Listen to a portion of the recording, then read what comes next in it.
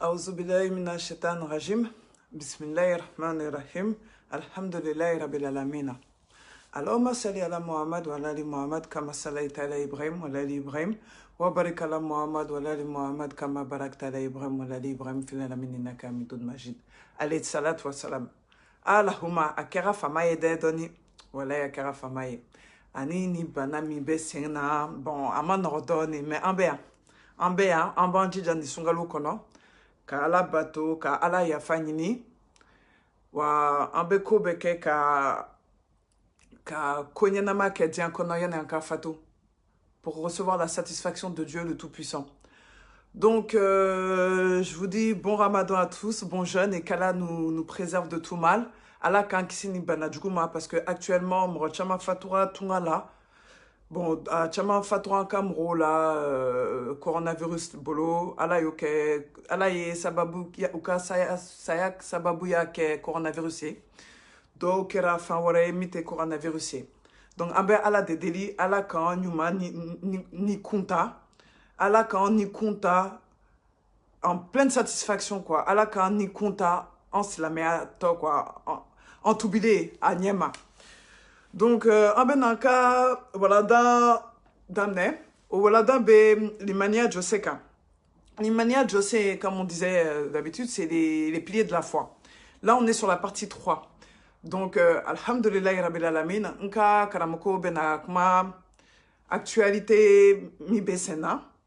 ka chen rola doni ambekla katanka wala danka. Et ce qui est bien sur cet audio, il va nous expliquer vraiment quels sont vraiment les piliers de la foi. Et vous allez comprendre que vraiment,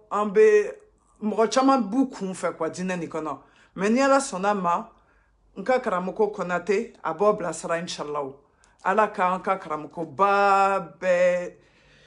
ala ka shiduma, ukase ka blasra, ukase ka dina familiali konyma, ka irana, kadama akase kaken na fama yambolo. Donc en bêta faire à la main, c'est très important inchallah. أعوذ بالله من الشيطان الرجيم بسم الله الرحمن الرحيم الحمد لله رب العالمين ولا عدوان إلا على الظالمين ونصلي ونسلم على المبعوث رحمة للعالمين سبحانك لا علم لنا إلا ما علمتنا إنك أنت العليم الحكيم رب اشرح لي صدري ويسر لي أمري واحلل عقدة من لساني يفقه قولي السلام عليكم ورحمة الله وبركاته أنسيزي لكم فني الله سبحانه وتعالى تغبرك مي أمي صليك أمدي محمد صلى الله عليه وآله وسلم أناك صحابه بلا جلين ani mugo tukura kira kasirano fe sallallahu alayhi wa sallam fokata asal qiyama jodo mambo fon islam ya kafuli node assalamu alaykum wa rahmatullahi wa barakatuh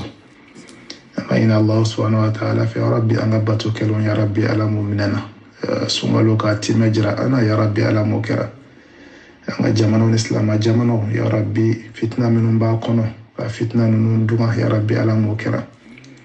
anga demba ya fana ku kana ya rabbi ala mokera fe nda geleya be labande ka labango nyumanda ama kan fatu limaniya ka ya rabbi ala mokera jurumu minun ba ana ani shitana silendo ana feminuna ko o yafa anye ka kana daile anye ya rabbi ala mokera alhamdulillah antu walanda damne limaniya joseuka wade ka limaniya Allah subhanahu wa ta'ala ka fa Allah subhanahu wa ta'ala de kili ale de ka kan ka bato ibi bato ke ika sili ika dafale ika jen fon fa bela jira de be ka Allah subhanahu wa ta'ala Allah subhanahu wa ta'ala ya yere mango to fana ni fon fenyi ko bela jira sabati Allah subhanahu wa ta'ala la sabati la ayere ni min ka kan ka sori ma yelema imani fen bo nyon fe mana lo bela jira ka alhamdulillah manang mi feka walanda wuli yoro mina ode ka limaniya chidewna ango limaniya josi woro de do folo al imanu billah wa malaikatihi wa kutubihi wa rusulihi kalimani Allah subhanahu wa ta'ala la anaka meleka wanaka chidew anilla hara jodo anilla tige ka fo fami soro atuntini je o kumana wali mani adongo anye doni fo ula me amayina Allah subhanahu wa ta'ala fa mina minum fo ala ka meni tlu no ya mbela jilenye o kumana antume ka kuma ala batoli ka fo ikani dafale kaburula ikani dafale sheikhola ni fon fanyi soro iza sa'alta fas'alillah ni bi welele ka ika Allah subhanahu wa ta'ala wele kira yode fo sallallahu alaihi wasallam yako iza sa'alta fas'alillah wa iza ista'anta fasta'in billah ni bina welele ka ika Allah subhanahu wa ta'ala wele ala kote da ale de be ma hitajile ma tegune ale de bo jabi o kana kamana mana gwan accident mana keniye kana fo sheko karsa wala sheko wadel wala sheko karsa la iba fo ko ya Allah iba ala de wele o kana ma ina Allah subhanahu wa ta'ala fa la kana limani o sabati ka barani mon fana no ya anye alhamdulillah ami feka kuma Allah subhanahu wa ta'ala ka cidew limaniya kan ka ke olula chugodi anga ka limaniya cidew bela jelena chugodi na Allah sona mina dofo ola insha Allah na yana ka dola fana ame waqi'u mina bi halna kara miniti dama doni ame kuma ka yana nga do wala nda kono actualité mimbe bi waqi'u mimbe jen kono amma ka fo jen fan be datukulendo nga femi ka de Allah subhanahu wa ta'ala de wode beke fa'alul lima yurid okmana misiki kam masaya di alama ka fo ala de sitigi se bela jile fanga bela jile de Allah subhanahu wa ta'ala tay amini fo romina ka nyere wajuru ka tla kan la me ba be waju ka fo jen kuna kumbi bela jile kamana gwalendo bana ko mbesena bebe ki tafo adamaden be bika miriya taala o minta bena sababa mo minta ma be chema saw Allah subhanahu wa ta'ala kilim pede beni ko indo akera sa nazaro de adla sa o madlaw o kumana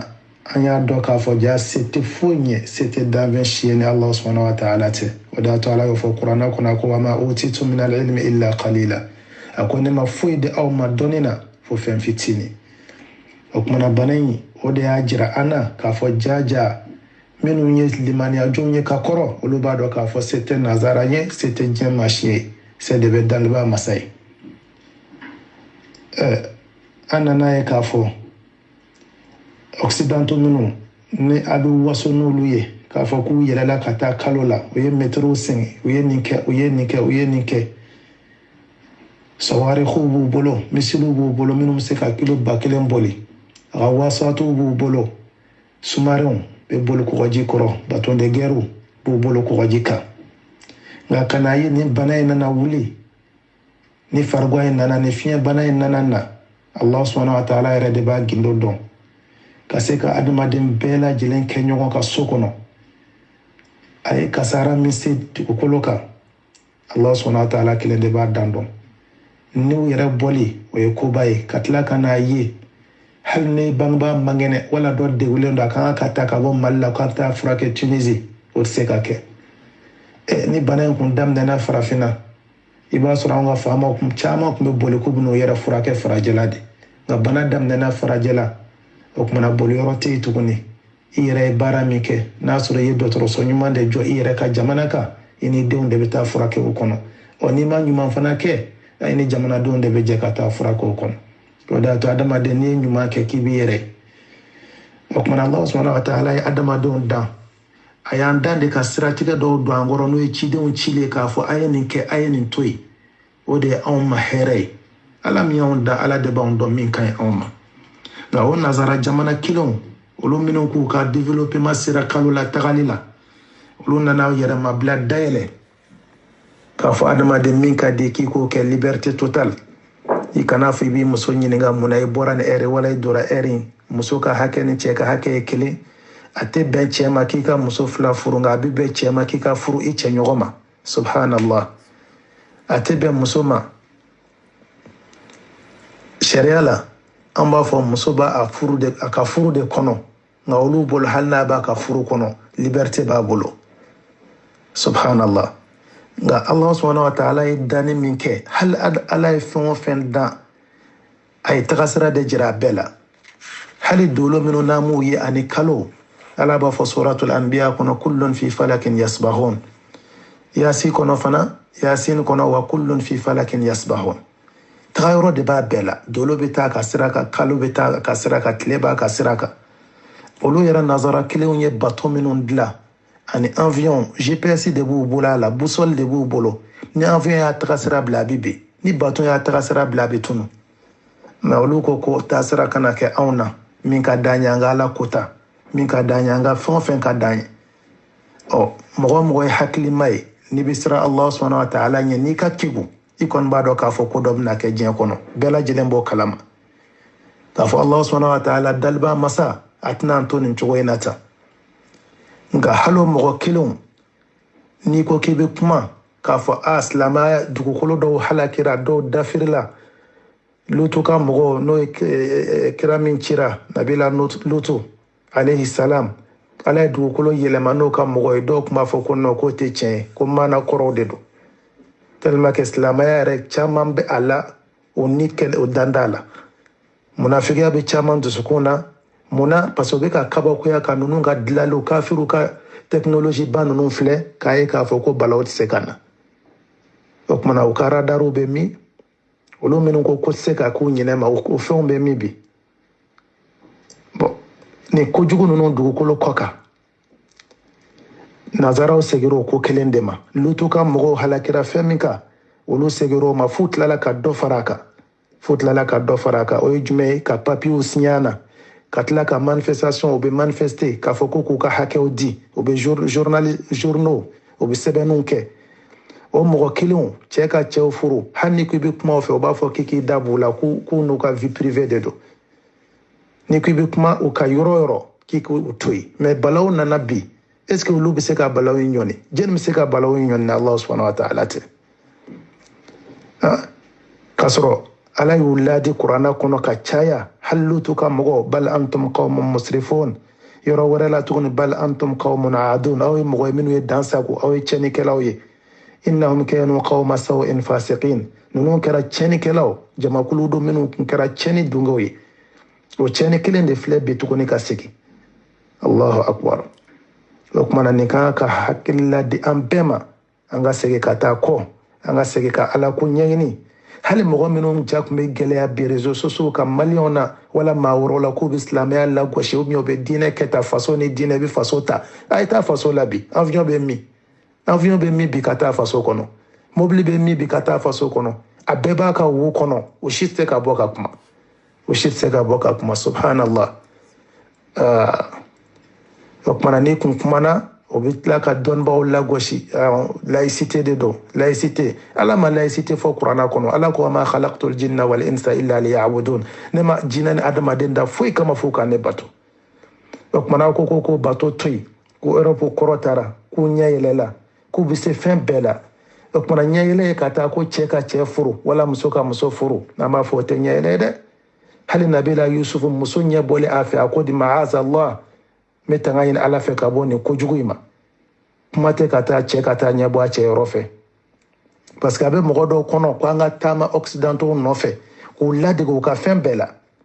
la mɔgɔ ni mɔgɔ bɛ baara kɛ i b'a ladege fɛn na fɛn min nafa bɛ se adamadenya ma n'a t'i ka diinɛ tiɲɛ ala ye hakili di bɛɛ ma farafin fara farajɛ kan n'i ye fɛn min kalan kɛ i ye mobili dilan kalan kɛ i ye fini dilan kalan kɛ fɛn o fɛn o ye k'i ka diɲɛlatigɛ bɛ se ka ɲɛ cogo min na taama bɛ se ka nɔgɔya dɔgɔtɔrɔya kalan silamɛw ye nin bɛɛ kɛ ka kɔrɔ sisan silamɛw de banna kalan ma nka jogojugu minnu b'u la n'an ka mɔgɔw bɛ t'o de ta ka n'an fɛ yen k'u bɛna mɔgɔw dege o la jɛnɛya kɛcogo cɛ ka cɛ furu kɛcogo o kumana o k'a dɔn k'a fɔ Allah subhanahu wa ta'ala tɛ sɔnna dɛ o kumana silamɛya ye anw kalan k'a ladamu hali kelen ka du kɔnɔ muso kan ka kɛ cogo min na cɛ kan k'a ɲɛ sutura cogo min ka bɔ a ɲɛmana tanga wala k'a ɲɛ sutura ka bɔ hali walimuso filɛli ma muso man ka doroga cɛw cɛ ma cogo min na silamɛya y'an kalan nin bɛɛ lajɛlen na nka u nana ye e ma ye fɔlɔ n'i banna k'i bolo don walimuso bolo b'a fɔ de ko karisa ma civiliser k'a ɲɛ ma yɛlɛ ou bien k'a ka diinɛ ka gɛlɛn nka o t'a fɔ ko silamɛya y'a bali dɛ nka e k'a jateminɛ bi bana nanen sisan n'i ko k'i bɛ min bolo minɛ n'a ma sɔn o b'a fɔ ko nin ɲɛ yɛlɛla k'a bɛ k'i yɛrɛ protéger ka bɔ bana ma o tɛ saya ɲɛsiranya ye wa o kumana mi dugawu kɛ ya rabbi hali sisan ala k'an kana ala k'an kana ala k'an kana ala kana minɛ an jurumu ma ya rabbi ala ka tubi dayɛlɛ an ye nin fana ye lesɔnba ye mɔgɔ dɔw ye nazaraw bila pilasi la min ka fɛn dɛ k'a fɔ ko ni olu yɛrɛ tɛ ko an tɛ balo bon olu yɛrɛ bɛ k'u yɛrɛ ɲini e ka pari kɔnɔna filɛ bi i bɛ bɔ k'i jɔ i bɛ mɔbiliw dɔrɔn de jɔlen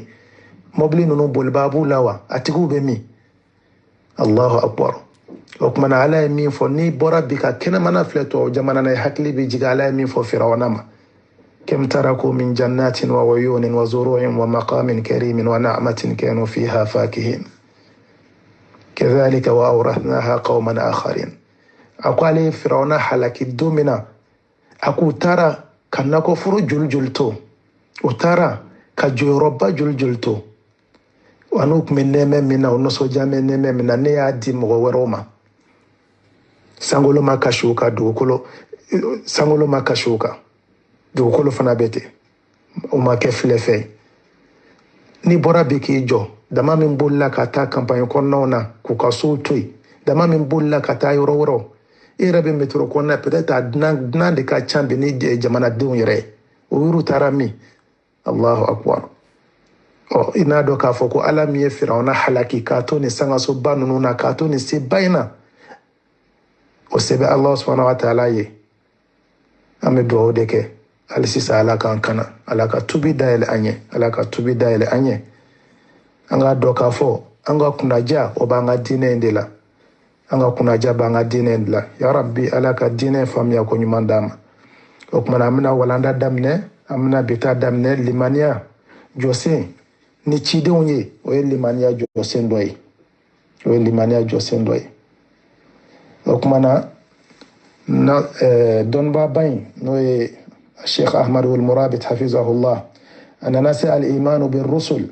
وكان لمن يتشدونا أو بيتر جبريل كحديثا حديث جبريل أنا كرم صلى الله عليه وسلم كأنينغا إسلاميا جوسيونا أيوفو نو شهادة أن لا إله إلا الله نما مبدو إسلاميانا الشريعة كفو لا إله إلا الله محمد رسول الله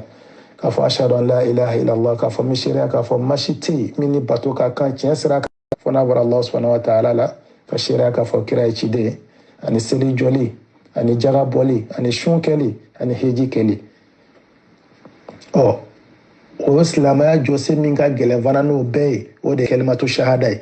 o de y'a to a fɔra ko n'i ka kuma laban kɛra a ye i bɛ don alijinɛ na ya rabbi ala k'o nɔgɔya an ye filanan ye seli ye parce que fɔlɔ ni filanan in adamaden bɛ muminu lazimiyalen don o la waati bɛɛ bɛ seli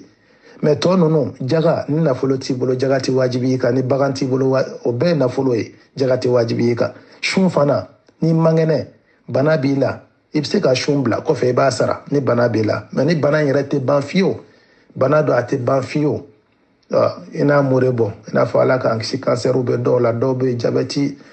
cɛjuguw b'u la o b'a fɔ k'u tɛ se ka sun bon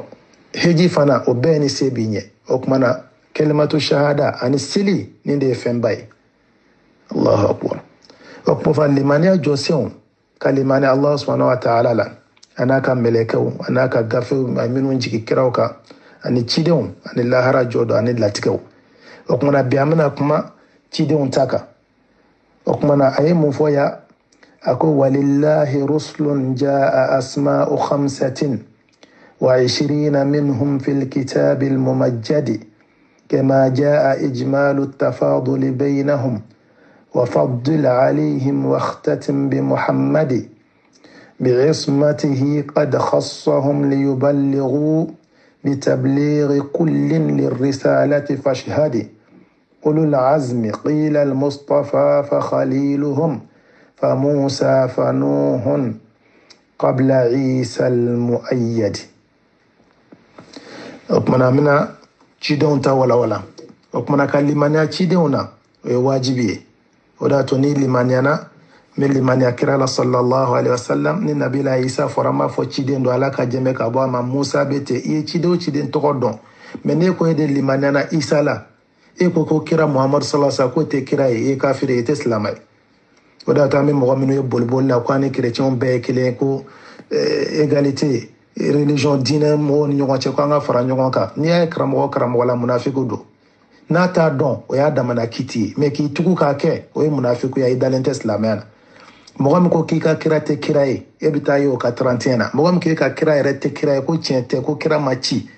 e bɛ tila k'a fɔ ko e n'olu ye kelen ko an bɛɛ n'an bɛnna ko jamana bɛ ja jamana ja bɛ ala de bolo diɲɛ koyalen filɛ bi k'a gɛlɛya bɛnbaliya de don wa union européenne mɔgɔ yɛrɛ bi ni ka jigin ɲɔgɔn na bana in sababu la o kumana bɛnbaliya don wa o kumana ala n'ala ko mɔgɔw bɛ bɛn o bɛ bɛn o kumana ka limaniya kira bɛɛ la nka o kɔrɔ tɛ i n'a fɔ u bɛ taa yɛlɛma an fɛ yen ko ni 31 ou bien ko Noël i kira dɔ ka bangeni de ko an bɛ a bɛɛ kɛ n'o don kira o kira cira ne ko i b'a bɛɛ bangeni kɛ i tɛna san bɛɛ kɛ ɲɛnajɛ la o kumana ala k'an bɛɛ sababa ma ɲɛnajɛ ma fɔ ya dɛ la nufarriqu bayna ahadin min rusuli an ti différence do kira o kɔrɔ de kira o kira cira an bɛ limaniya a bɛɛ lajɛlen na o kumana ko walillahi rusulun a ko cidenw dɔw bɛ Allah subhanahu wa ta'ala bolo jaa asma'u 25 minhum ciden 25 de tɔgɔ bɛ kuranna kɔnɔ fil kitabil mumajjadi kitabu kɔnɔ min ye kitabu ba ye n'o ye kuranna ye o kumana ciden 25 an b'a fɔ min tɔgɔ bɛ kuranna kɔnɔ o kumana an b'a fɔ cidenw an t'u hakɛ dɔn mɔgɔ si tɛ k'i bɛ cidenw hakɛ dɔn k'a fɔ ko kira sallallahu alaihi wasallam ko hadisa min nana k'a fɔ ko cidenw ye 313 ya dɔ de mashhur yan fɛ o de dɔnnen don ko kira 313 ya o bien 314 an b'a fɔ o hadisa in ma kɛnɛ kumakan in ma kɛnɛ mɔgɔ si t'u da dɔn ni Allah subhanahu wa ta'ala tɛ parce que ala yɛrɛ b'o fɔ wa rusulan lam naqsusum alayhi kira dɔw tɛmɛna ne m'o baro bɔ e kira yɛrɛ sallallahu alaihi wasallam o kumana 25 min nana kuranna kɔnɔ dɔnnibaa dɔw y'a fara ɲɔgɔn kan biitu la k'a fɔ hatmun ala kulli dhi taklifi ma'rifatun bi anbiya'a ala tafsili qad ulimu a ko a wajibiyalen don baligu bɛɛ kan i ka nabi ɲuman minnu walawalala kuranna kɔnɔ i k'u dɔn fi tilka hujjatuna minhum 8 min ba'di 10 ko tan kɔfɛ segi o kɔrɔ de 18 bɛ suratul an'am na وتلك حجتنا ألا ننالو القرآن كنا في سورة الأنعام وتلك حجتنا آتيناها إبراهيم على قومه نرفع درجات من نشاء إن ربك حكيم عليم ووهبنا له إسحاق ويعقوب كلا هدينا ونوحا هدينا من قبل ومن ذريته داود وسليمان وأيوب ويوسف وموسى وهارون وكذلك نجزي المحسنين وزكريا ويحيى وعيسى وإلياس كل من الصالحين وإسماعيل واليسع ويونس ولوطا وكلا فضلنا على العالمين حكمنا سورة الأنعام وتلك حجتنا آتيناها إبراهيم على قومه نرفع درجات من نشاء إن ربك حكيم عليم ألا نناني تنسيكي في سورة الأنعام نبيلا إبراهيم بولا على إسحاق داما قتلك يعقوب دي إسحاق ما ويسابي نهم بتي وكا داود سليمان أيوب يوسف موسى هارون زكريا يحيى عيسى إلياس إسماعيل اليسع يونس لوطا نبت غفرة سورة الأنعامنا تنسيكي فوري ودا تاكوتي حتم على كل ذي التكليف معرفة بأنبياء على التفصيل قد علموا في تلك حجتنا منهم 8 من بعد 10 ويبقى 7 وهم تنسجين كفي ولنفلا وترى إدريس هود شعيب صالح وكذا ذو الكفل آدم بالمختار قد ختم نبينا إدريس هود شعيب صالح أن ذو الكفل نفر لا ani Adam n'o farala tɔ ninnu kan o bɛ jɛ ka kɛ 25 ye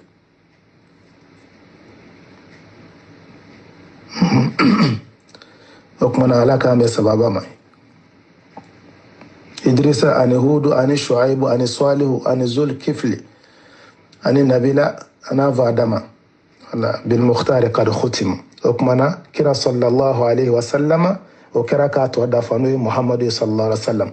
o kumana o wolonfila mana fara 18 kan o ye 25 o kumana tɔw dun kira tɔw an bɛ limaniya olu la an ti a fɔ k'a fɔ ko an b'a bɛɛ tɔgɔ dɔn la okumana ko kama jaa ijmalu tafadul bainahum ako kira nunu kafsani ɲɔgɔn wa faddil alayhim waqtatin bi muhammadi ika labani kira sallallahu alaihi wasallam ika le fana fisaya ni tɔw dɔw bɛna fɔ cogo di o dalilu bɛ min o kumana fisamandiya man na kɛrɛnkɛrɛnna tɔ ninnu k'a fɔ sisan ibrahim ka fisa ni musa wala musa ka fisa ni isa ye fisamandiya de nana kira ta la sallallahu alaihi wasallam ulul azmiw bɛ yen kirabaw bɛ yen o duuru in an bɛna s'o ma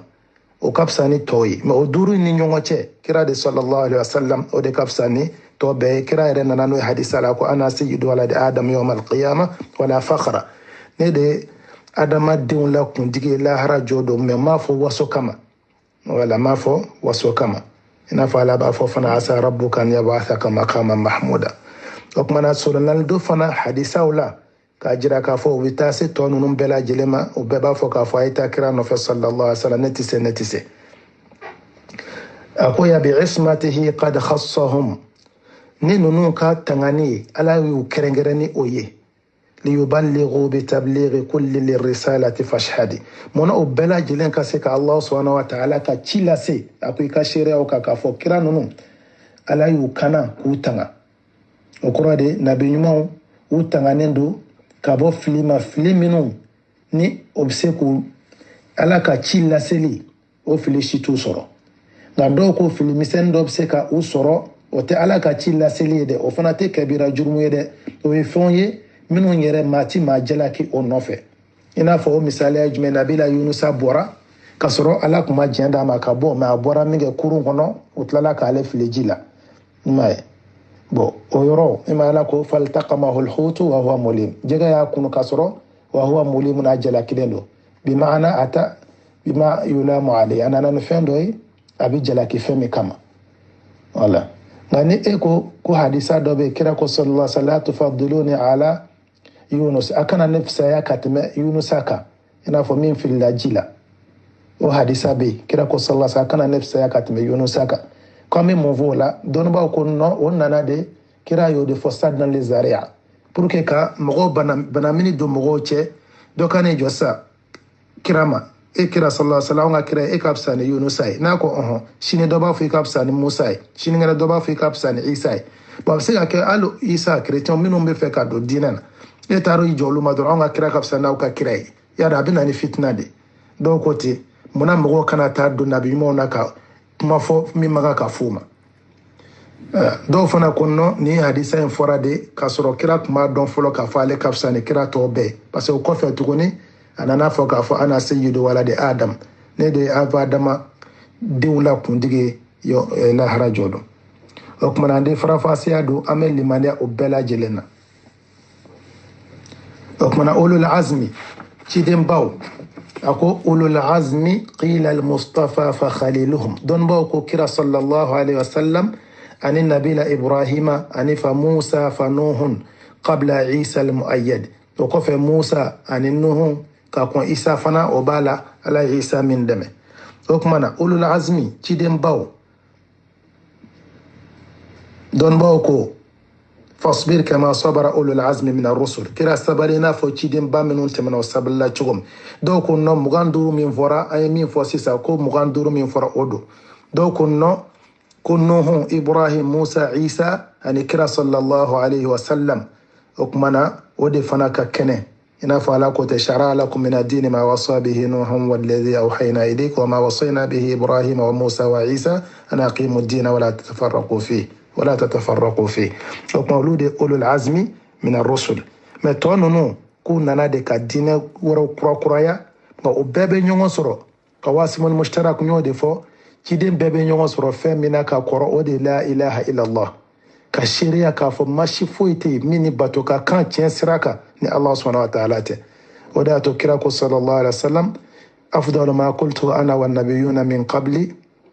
la ilaha illallah fɛn min ka fisa ni fɛn bɛɛ ne ye min fɔ ani nabi ma minnu kɔnna ni ne o de la ilaha illallah ya rabbi ala k'an ka kumakan laban kɛ a ye o kumana an b'a ɲini Allah subhanahu wa ta'ala fɛ halisa ala k'an bila tiɲɛ sira kan o kumana an bɛna darisu min tugu o la o ye kira yɛrɛ ka mandunka fsamandia. أقول أساسا وعادتهم في الباب أن يتكلموا على فضل هدي الأمة المتمدد، ففي الذكر كنتم خير أمة أخرجت، وقد أسندوا خير القرون لأحمد، وطائفة منها على الحق لم تزل مؤمنة من صولة المتهدد، وللخلفاء في الفضل جاء ترتب،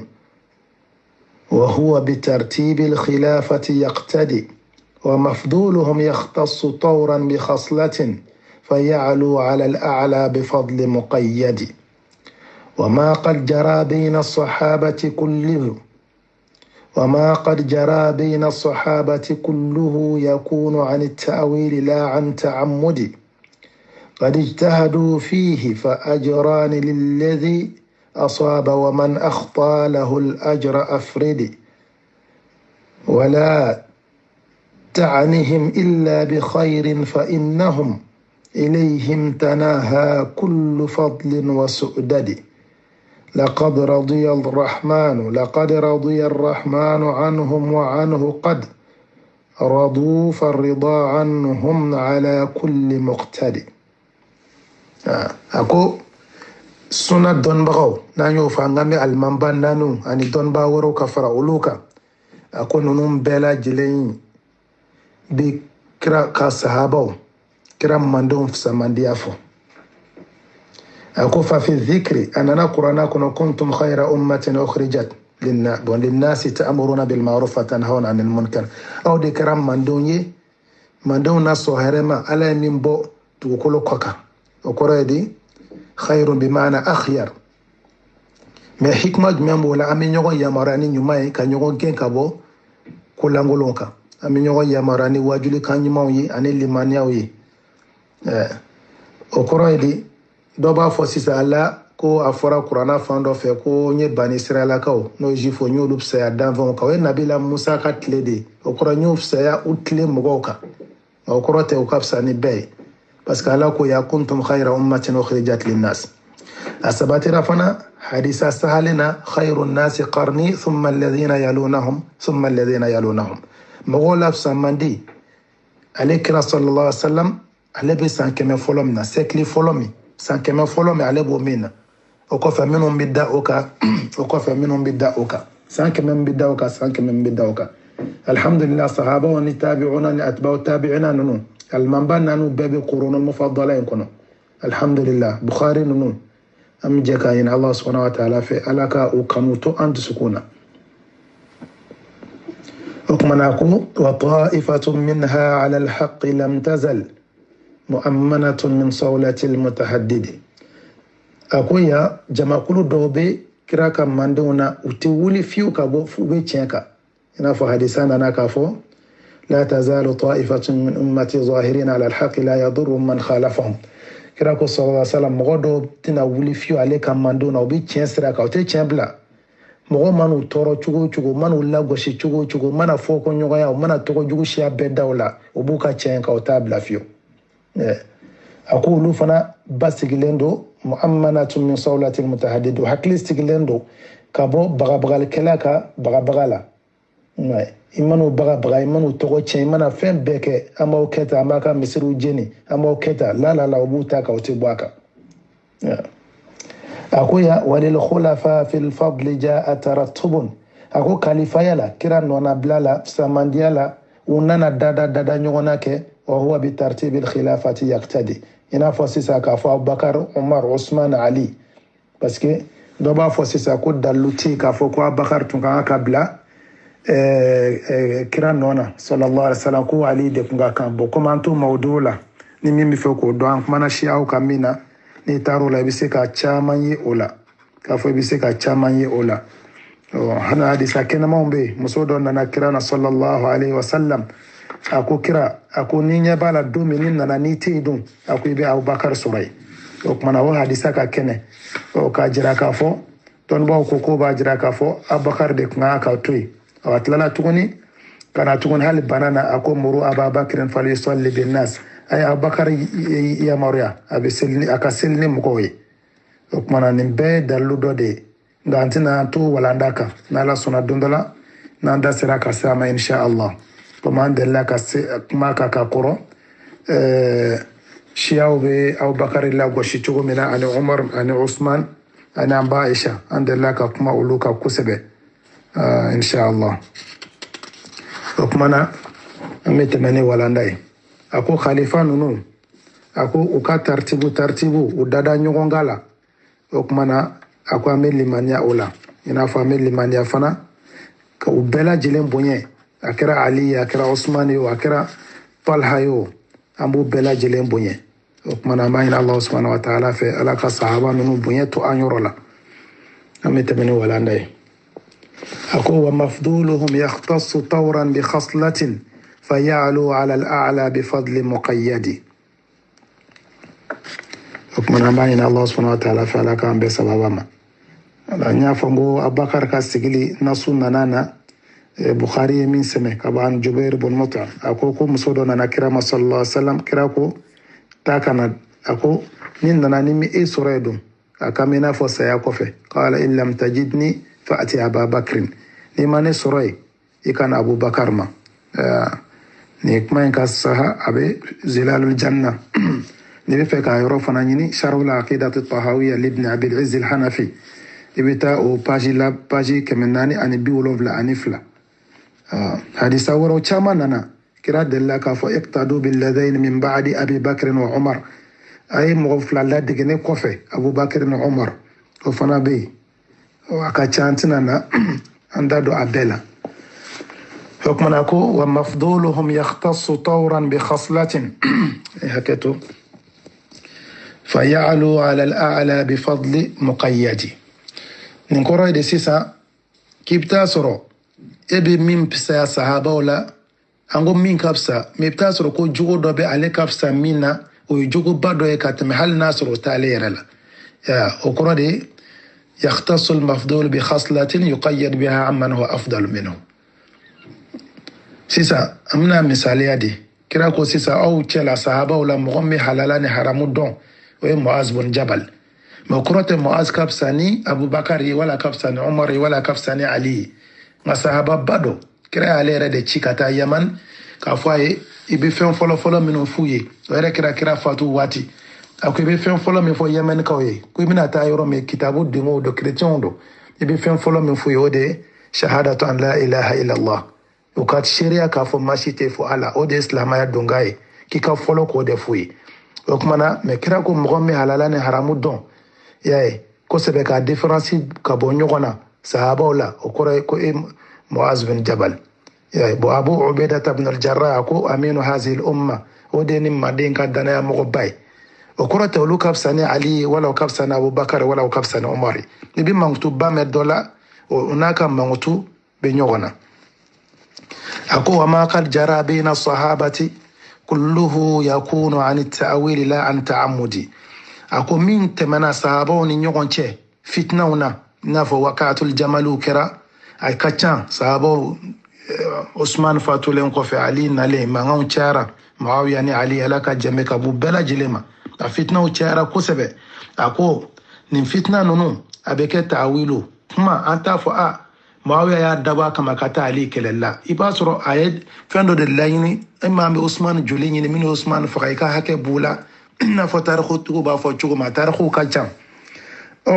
nka ni fili y'a sɔrɔ a ye ɲumanya minnu kɛ anw t'o bɛɛ tiɲɛ fana ka bɔ yen fo k'a bɔ diinɛ na la hali n'o ko mɔgɔ kuma ka gurupu la ko kira ko sallallahu alaihi wasallam Ammar bin Yasir ko dansago mɔgɔw de b'a faga dan bɛ sago k'a sɔrɔ i ma bɔ diinɛ na i y'a ye o bɛ se ka kɛ a tigi bɛ diinɛ kɔnɔ a ye dansago a banna jagabɔ ma a m'a fɔ jaga tɛ tiɲɛ ye dɛ a ma sɔn k'a bɔ a bɛ taa kɛlɛ k'a minɛ mɛ a n'a kafiriyara f'a ka tuubi o kiti b'a damana o bɛ yen masalan ala ko kuranna kɔnɔ wa in ta'ifatani min al-mu'minina iqtatalu fa aslihu baynahuma ni mu'mini jamakulu fila kɛlɛla a y'u cɛ dilan mɛ ni dɔ ye dansago dɔ kan a ka dɔ in kɛlɛ f'a ka segin ka na ala ka kuɲɛ ma mɛ a m'a fɔ a ye dɔ in kɛlɛ ko a kafiriyara dɛ kuma daminɛ fana ko mu'minu don o kumana ya ni ko min tɛmɛna sahabaw ni ɲɔgɔn cɛ an b'a fɔ tugubantiya tɛ k'a fɔ an bɛ diinɛ contre la an b'i kɛlɛ la a ko ولا تعنهم إلا بخير فإنهم إليهم تناهى كل فضل وسؤدد أكوي كان فويفو صحابة نوما فونيما كان فويفوما فونيما أكمنا كوباسي نونو وكان يمانيا أني بونيه وسير ويا كيفين سيفوا دانا أكمنا فمنون تمنا صحابة نيوانتي وقعت الجمال صفين أكاتشا ما مين يجيجا نوي علي ناكا مغوي وببراجي فلاسورو min yi jija fana fili ya soro no ye Muawiya ya laka jembe ka bwama ala bisika ya fama parce que ay nyuma ya chama fana ke okmana ode ya ambe min siram mine okmana amanyere saniya ame saniya yin ala fe ka bo mugoma mugominu be ka idado sahaba nununa kanunun neni ka Aisha neni ka Hafsa neni ka tlatuni ka Umar neni kan galon sire ala okmana amba Allah subhanahu wa ta'ala yin ala kan kana ka bo roma وكما نقول لقد رضي الرحمن عنهم وعنه قد رضوا فالرضا عنهم على كل مقتدي وكما نقول كرا جنا الله سبحانه وتعالى جنا صحابة ننوما وفنا جنا وقرأن ودراء الجنة كنا لا يميكوية وصنوية وكما نقول الله سبحانه وتعالى في علاقة ونغام بي وكما نقول أنبه دكاكا وسرا تاما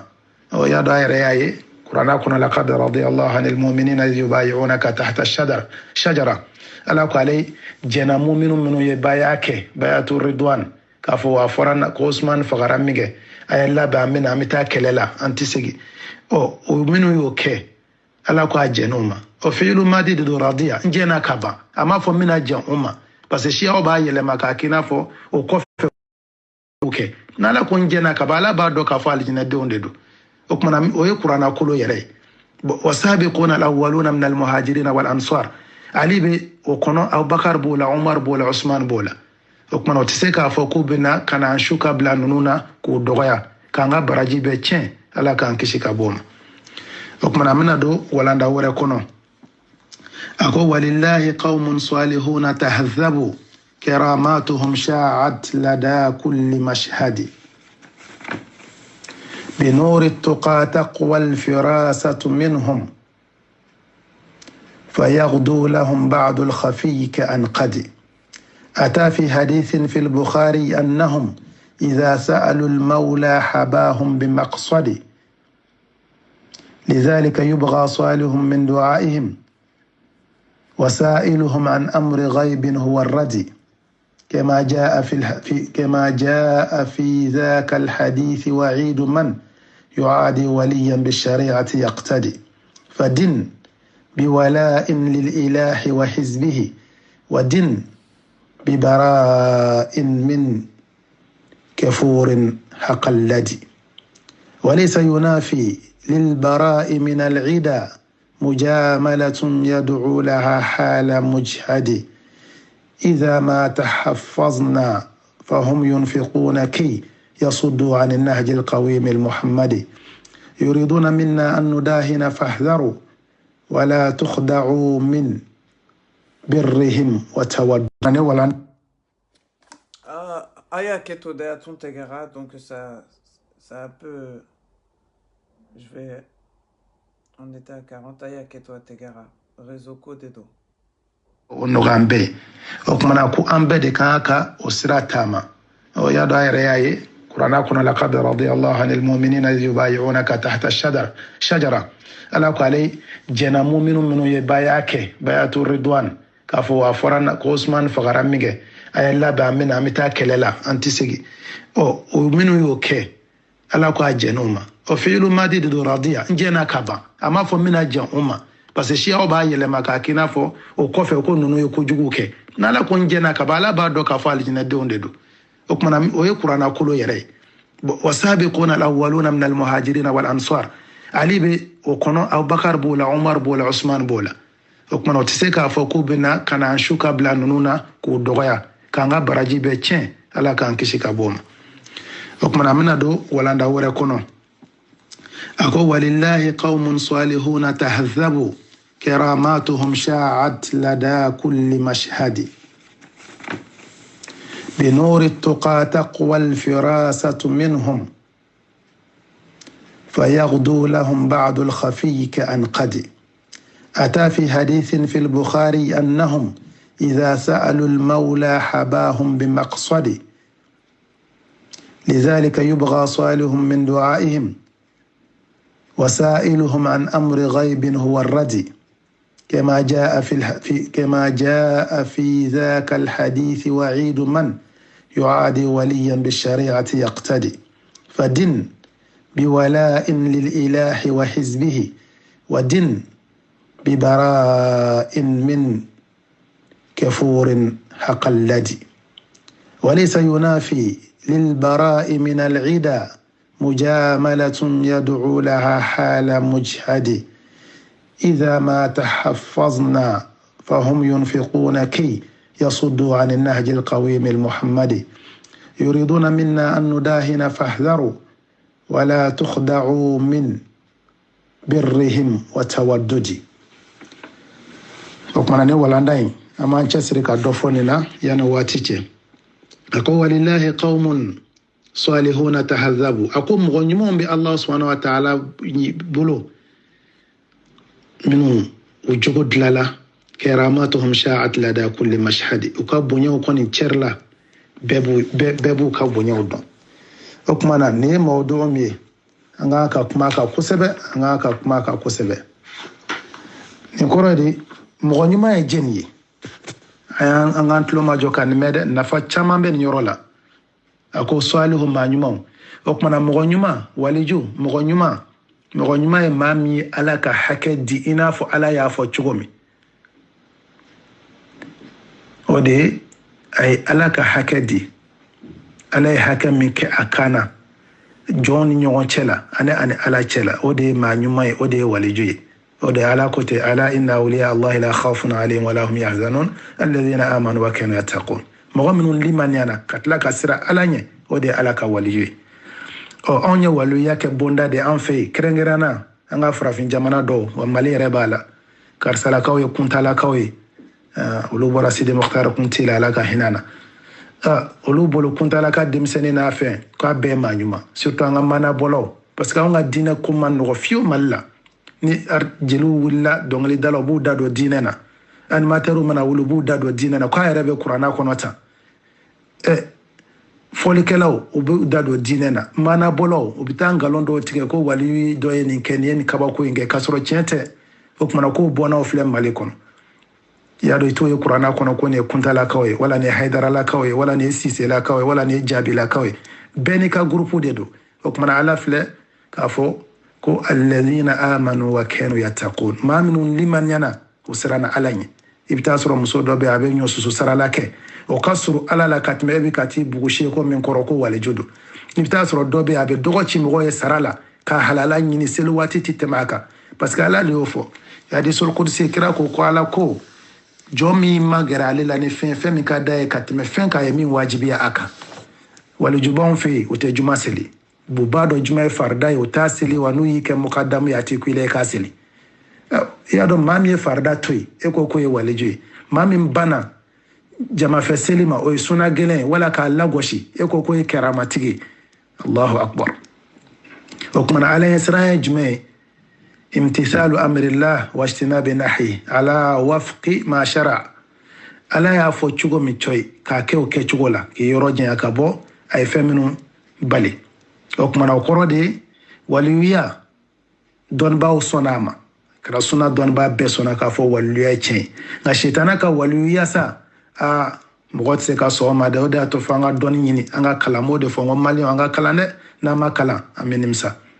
okmana nunu yera kun kele ka dusukun kele ka karaba fo ka do ala ko dafe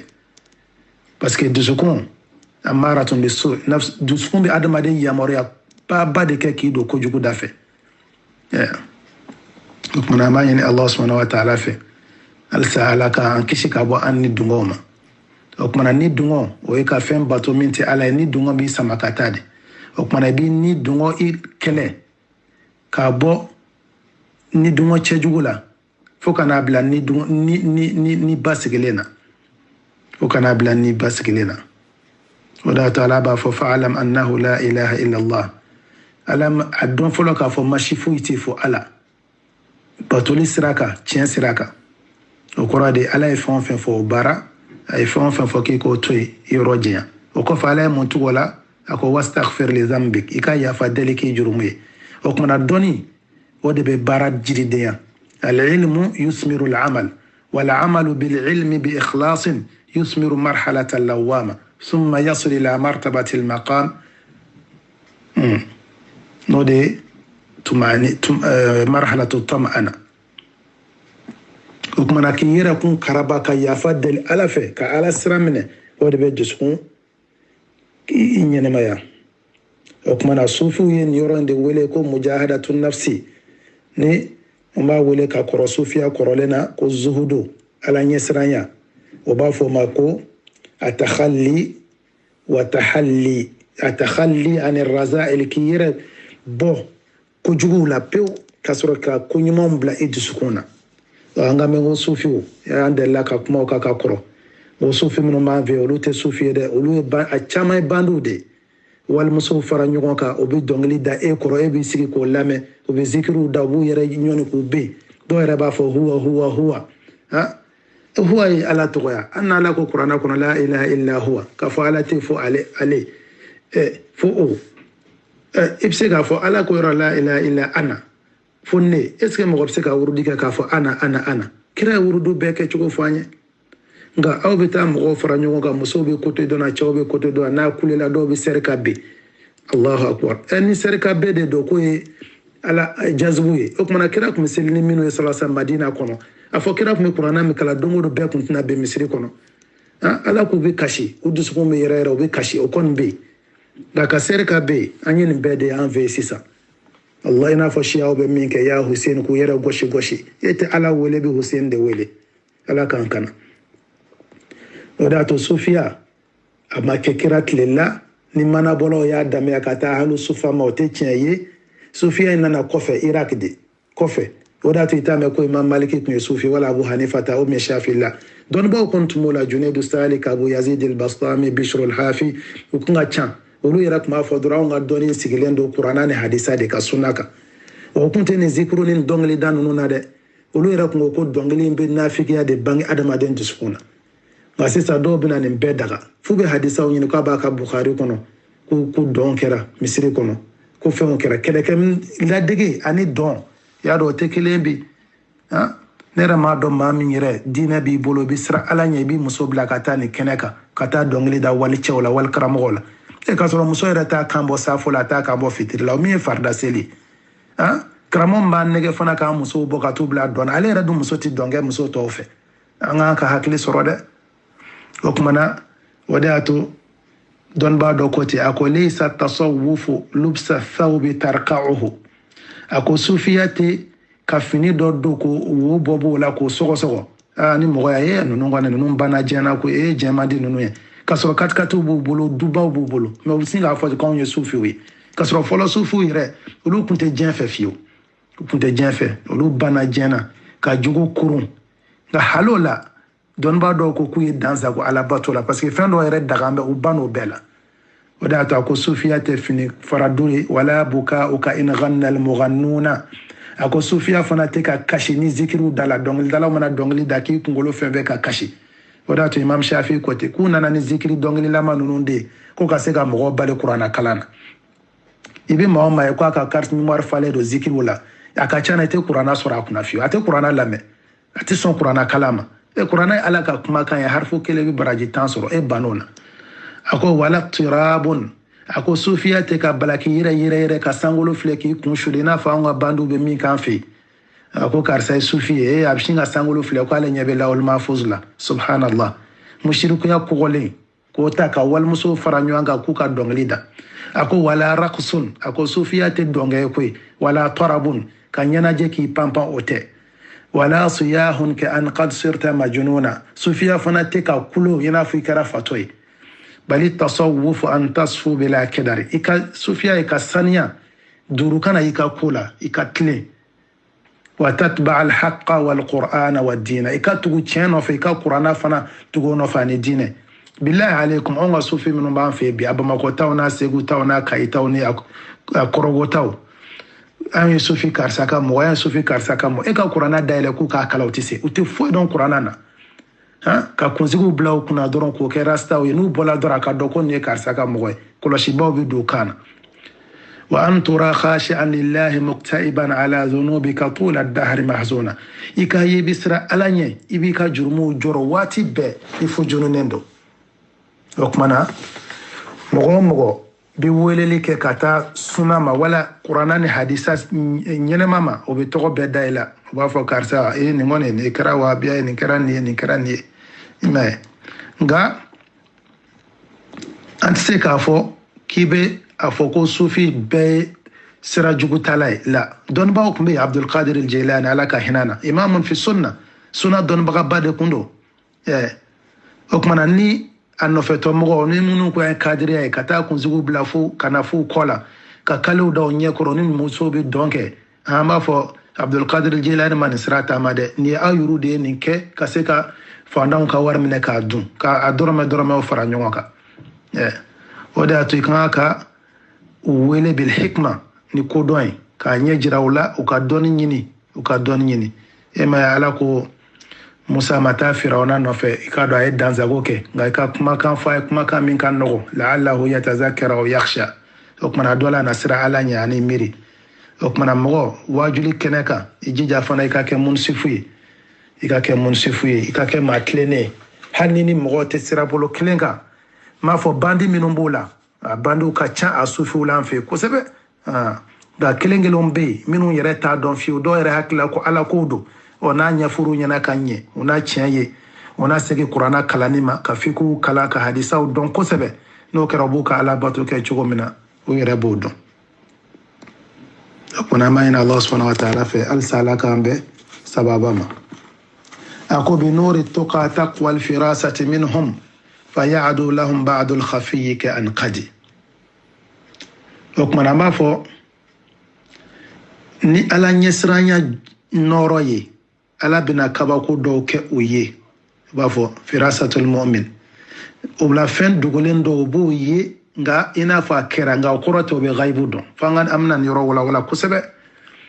ya a misali ajme keramatu hakika de do ukala nyesra sira yoro dola uchesirila ala nana bunye do kuye keramatu de bunye ala ba de mama ka da ka jona moyru ma dele komina ba fo karsa kera karamatigi o a misala do jme sayyidina Umar dundala tura khutbala ako ya sariyatul jabal sariyatul muzani okme fo yoro wore ako ma ko sariya wa so ani fursi mogobe nyogona kelela ya bo atura kelela jugu de ayisa ubna kofe kulula Umar min baruka Umar annana Umar da kono doro Umar ko ya sariyal jabal okora akata kulu fanfe wa so radar côté téléphone côté o don ba ko ya ko Umar ma yede ko nuru tuka imbe kede abi jigi duskuna doro daba fo wala ko bo ya rasufu ba ko jole nyebe sariyala hadisa dona do ko la parce que ndella ka Sheikh Al-Albani ala ka hina ka kuma ka ko ne ruyatul qalbi de ya wa nutqul lisan ayaya duskun annana duskuna ala ba bla duskuna dron ne ba ke na fo be ke mo do la han noté walu yere ya ko do be ke daraba ko akme ngono atenda la nyere kuma fo sisanga e konama bon afana nana sayyidina Usman dondola do doraka ako ayadkhulu alayya ahadukum wa fi aynihi atharu zina adola kelembina done ka chugo de ka soro jeneya noba anyedala doko wahyun ba'da rasulillah Usman kuma wahyu warabe kira kofewa ngokorote ako sahaba nya jeneya ke parce que hadisa do be ala inani tazniyan wa zinahum an-nazar nya flabe jeneya ke o ka jeneya flali de absa ka tigin nato Usman fe ay wal musodo flanyena okmana kashfuni karama ala kapsa mandia de do ala kafsa mandia de do nga ikan ki jojoro jmena ninu ko nunu kera okore amanga ka ala ka hake fuita ka di otigima parce que on vena farko karse waliju yo hakla ko atifli waliju be fli abi fli yere abi latlen fana karse yeni min ke dine kono ni ta doy nga on ve oti na fara karse ma nyuma wala ma ba wala karamo fendo rabana aka fli mana foye balawde araka mo be boki neni okmana ka foko maasumu de do o tefli la okmana adama de yoro dola ibike waliyi yoro do fanana itike waliyi o misala ajme ibasoro kiti do bebe ka ala batola kanye sirere siraka alhamdulillah fili soro kiti do la fana anda fo karsa ma nyuma ko ati fili la donc mana ka haka jme لذلك يبغى صالح من دعائهم ولا امسك دعو ني نوفه يا دو شريعه بالي iba do be dogo chambe wala do na be kolon sengi mo yo bien fini ko sarala wala ma be fenworo ke e muso de ya yi muso nyogon do be abe fini ko sarala ke sel watu tete maka fiu a karsa ne hamin be na do ken ala islamato bali o era de kan ye mo be ala wele na to ana mangutu iba ala wele na to e biseka ala wele fana i baranyuma mike ka koro oye wala kira kanum bi duskona hubbu nabi paso yire ka barakele ani fana isra ni manyuma doma okorota tigi sigime ka baraka ne de be duo ke mogoye ote bara ide ote bara psi sabo bet mi jago ni bara woro ke ushi mu sigi kira fatu len kofe kulu de duo ke lawe mo ko ramen on dora dine nay ako ibse ka duo nyinu fe ako wasailuhum an amri ghaibin huwa radi ku nyini nga ku dugolena kata lajeli kan wala karamu gafile aba fota shini mna nyafiye ma file koloshila ma file turabula ma file jila ako ode halakili sirai mogo taro la halaki todo parce que sira wara de yu blasisa ala place la yu bla ala place la okmanako كما جاء في ذاك الحديث وعيد من يعادي وليا بالشريعة يقتدي okmana akwa nana hadisa wala kafo مغمي ألاك ما نيما من عادى لي وليا فقد آذنته بالحرب مغمي ألاك ولي جويا ألاك ما نيما وكمن عليه جولندو إكليكا أو ما فلا من كلا يانا كليتو أن يرلاده بي تليفون كو تلينا دو بي بودرو بي دون بغا نيما مالي كونو دون بغا نيما نوكو يسابي جيجي ولا نوكو damushe nunu mai ko sharia ko anga tui wala nu ko tu ko ni zikri da wal muson wala chauka nyami iba dobe bodoro ko tikin neni katla ka fo ko bale ka karamo jugu yala ko tay hasidi ay ukmana alaka an kishide firawna wasura musa kani ni sanga sode a wasura musa ka fa ko yali mogobe ale tu chuguri kata tu ko be musa ngilame ko mogo mere ka kumate bangi ko mogo mere tejati ya do ko ni sorodo firawna ka soroka boni beta ede okmananga hakili to angirela ni tara baga don ba nyuma do ma ko neni ere ta hala don ba do boyro do itu kala bato chugo don ko passe one karamo fora nyugo ko dore bitu do ya ku neni okmana yo kasigi fana ki ere la ban kono de alaka canada anu bela jelema okoro ako angana ke parce que alako efe kira ko sallallahu alaihi wasallam man adali waliyan faqad azantu bil harbi ni mami waliyu juguya aleka waliyu juguya ale jole ni kele koro kuma alaka kele ma to donne oda to hadisul kursi la alako adama de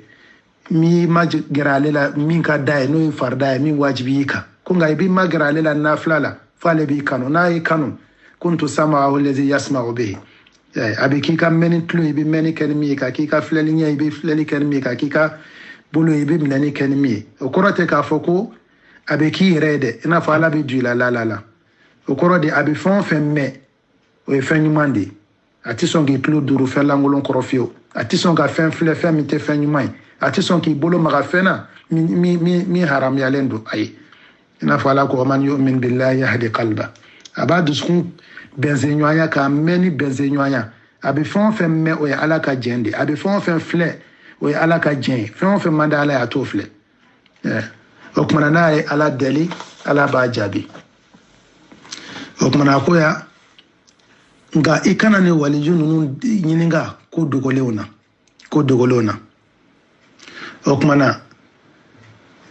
waliyu be feminu ye ama fodi ka fo be feminu ye ama fo ma yarahu annabiyyu muhaqqaqun ma'sumun wala kiraw be fen ye o e chede o ti wudi wa ma yarahu alwaliyu sanihun maznun waliyu be feminu ye abe jirala de sanihun maznun absika ke chen atsika ke chen fane okmana yoro jan be ka fala be min jira kan nabi mona na be min jira aka waliyu la kilonte wada to amse ka do yunu fe na fa se na more do yunu waysul qarni fe chugomi wala nana do yunu waysul qarni fe chugomi okmana ama fo ghaibu ku nyininga ku dugoluna ama fo shariati son oma parce que ku dugolé sabay don ba batla kata claro saba ku dugolé ndobe ala mo donia di jen mashima we ghaibu doy ala mo donia di jen mashima o kumana ni ala b'a fɔ ko ale de bɛ ko dogolen dɔn maa si tɛ ko dogolen dɔn fɛn o fɛn bɛ lahul mahfuz la nin bɛ kɛ sini karisa bɛ sa sini nin bɛ gɛrɛjɛgɛ sini nin bɛ kɛ tan san wɛrɛ nin bɛ kɛ tan ko dogolen dɔw bɛ ala m'o di maa si ma ala subhanahu wa ta'ala kelen ko dogolen dɔw fana bɛ yen ala b'o jira a ka kira la min ka di a ye o kumana o ɲɔgɔn kɛra i n'a fɔ dɔw wulila fo Makan ani mɔgɔw jɛnna k'a fɔ n bɛ taa kira faga u y'a baro kɛ sufɛ mɛ a nana dɔrɔn a y'i yɛrɛ kɛ n bɛna gɛrɛ kira la ka foli kɛ sɔrɔ kira ko e ni karisa jɛra sufɛ a ye nin fɔ ala y'o de jira a la k'a fɔ ala y'o de jira a la o de ye illa man irtada min rasulin y'a ye a b'a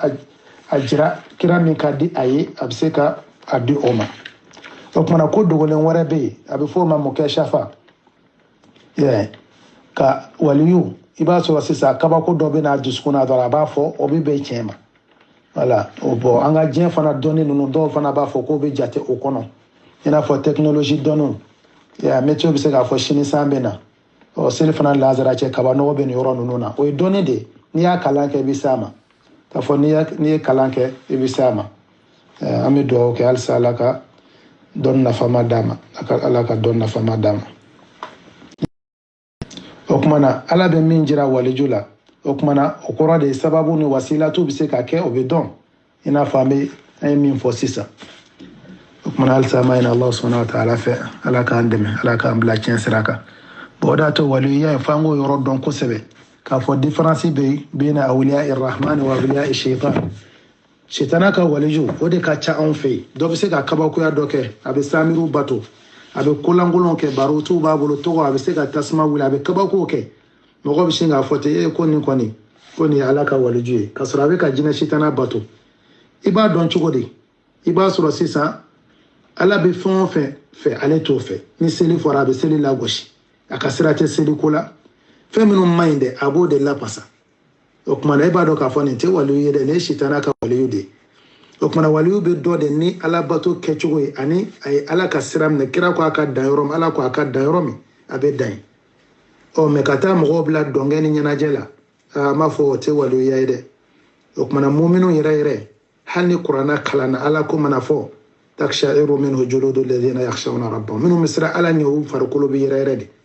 o kɔfɛ o farikolo bɛna magaya ka taa an'u dusukun ka taa ala ko suma ma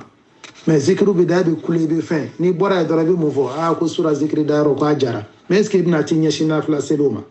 la o kumana o de y'a to o b'a fɔ ten ko imam shafi ko ten ko ale ma foyi to a kɔfɛ bagdadi ka fɛn bɔ zanadikaw ye min bila dɔnkilida ko walimuso fɛ dɔnkiliw ko kɔrɔ ko ka se ka adamadenw bali ka bɔ kuranna lamɛnni ma o kuma a bɛ mɔgɔ caman kɔnɔ ko kɛrama ninnu waliyu ka kabako ninnu ko a mana fɛn o fɛn kɛ ko waliyuya don la o tɛ waliyuya ye dɛ an bɛ dugawu de kɛ ala ka sababu ɲuman kan ye o kumana o tɛ taa fana f'i k'a dɔn de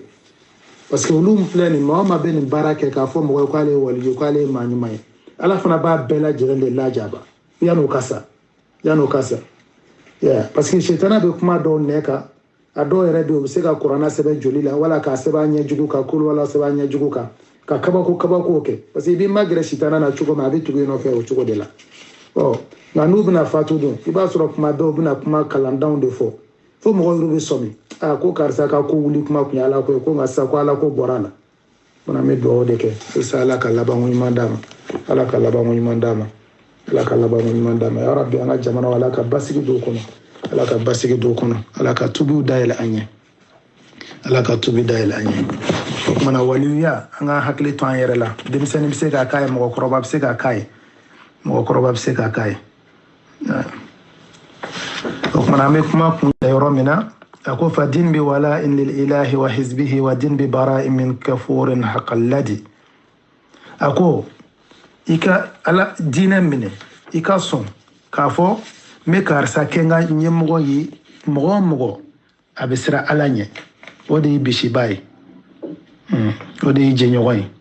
nka mɔgɔ o mɔgɔ ye kafiri ye kana gɛlɛn don haqqalladi de ye mɔgɔ min ka kɔniya ka bon kosɛbɛ o kumana i k'i yɔrɔ janya ka bɔ o la i k'i yɔrɔ janya ka bɔ o la o kumana o ye jumɛn ye sisan alwala walbara o kumana o ye akida dɔ de ye don wɛrɛ n'ala sɔnna an bɛna don yen parce que ale nafa ka bon kosɛbɛ mɔgɔ min ye muminu ye i bɛ tugu o de nɔfɛ mais maa min ye kafiri ye yɔrɔ janya ka bɔ a ma nka baara ɲɔgɔnya o bɛ se ka kɛ nka k'u kanu dusukun yɛrɛ la sa ka ban i ka diinɛ dɔw la k'a fɔ n'u nana ni fɛn o fɛn e bɛ dilancogo ɲini o la k'o don silamɛya kɔnɔ o de ye haramu ye ɲɔnɛ ka baara k'u fɛ i n'a fɔ bi an bɛ cogo min hali fɔlɔ o tun bɛ kɛ o bɛ se ka kɛ nga an bɛna kuma ale ka don wɛrɛ insha Allah komi a kana janya kojugu an b'a fɔ subhanaka Allahumma bihamdik ashhadu an la ilaha illa anta astaghfiruka wa atubu ilayk subhana rabbika rabbil izzati amma yasifun wa salamun ala al mursalin alhamdulillahi rabbil alamin. Donc audio bana alhamdulillah donc ka foyer an bɛ ala ka waliyu ala ka tere de do quoi waliyu ye ala ka tere de quoi l'ami de Dieu.